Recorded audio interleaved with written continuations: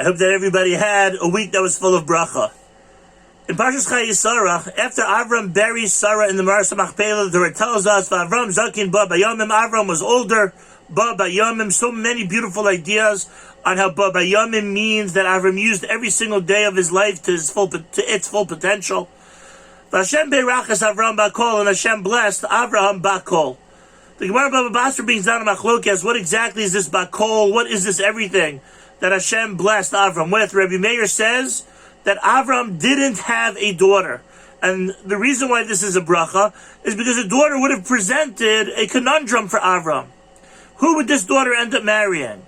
Either she would marry a local Canaanite boy who was Oved Avodah Zarah, that wouldn't have been good. Or she would have to leave Eretz Yisrael and marry somebody from outside the land and probably move there, and Avram wasn't interested in having his children be outside of Eretz Yisrael. Rabbi Yehuda says, no, just the opposite. Bakol is a daughter.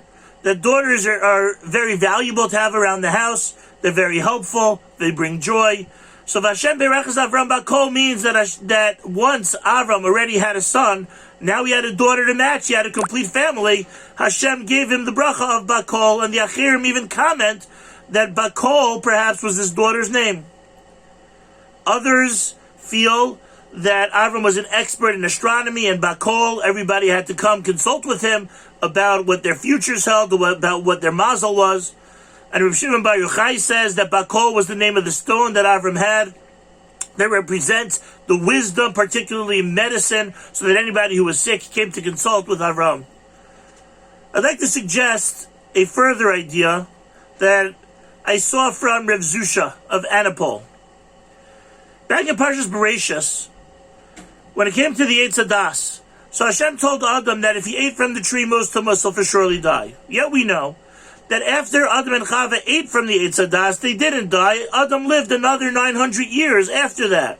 So what was Hashem saying when he said most tamus? I once heard Rav Moshe Weinberger propose that it didn't mean most tamus doesn't mean they're physically going to die at the end of life, but rather it's referring to their lifestyle. That because Adam and Chava made this choice to pursue their desires, they saw the fruit of the tree of Eitz Hadas, and it was attractive. And it tasted good, it looked good. So they wanted it. So now for the first time, human beings would now incorporate into their existence this idea of running and chasing after desire. And if somebody lives their life always yearning and seeking something else, oh, that looks good, oh, this is attractive, oh, let me pursue that. And we don't instead appreciate the talents, the strengths, the blessings that we have in our own life. We're always running and looking for other things, so that lifestyle is a most tamus. It's not really life. We're always running for something else. We're not allowing our own life to develop. Most tamus, we're killing the life that we could have of appreciation of our own bracha.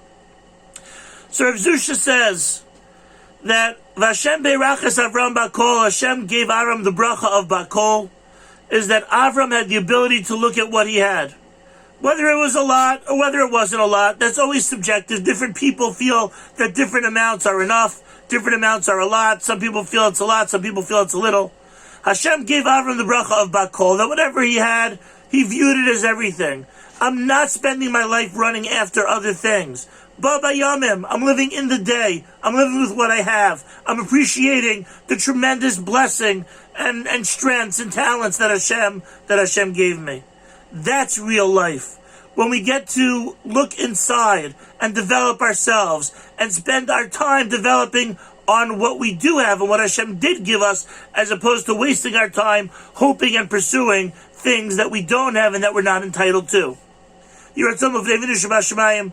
Hashem should help us slow down in our world and be able to reflect on the brachos that He did give us, on the unbelievable personalities that we do have, on the tremendous talents that we do have, and spend our time developing them and fostering them to make the world a better place so that we can live complete lives.